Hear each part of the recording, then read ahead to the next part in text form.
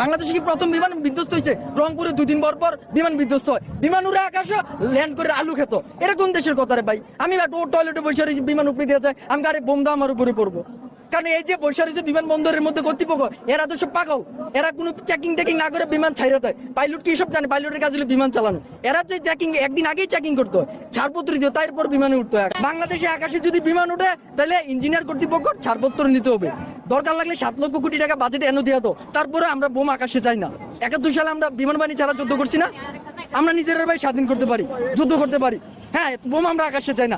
এতগুলো নিষ্পাপ বাচ্চা মারা গেছে, দায় আপনি দিবেন?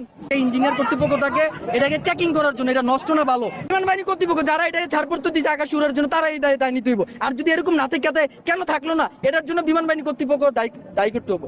কিরে ভাই, লাশ 1 সপ্তাহ পরে আইবো, যে হাসপাতালে যারা আছে সবাই মারা যাবে, আপনি গ্যারান্টি দিতে পারবেন? এখন লাভ করেন কেন? এটা দাবি তুলেন, কালকে আপনার ঘরে পড়বে, আপনি বউ মারা যাবে, আপনি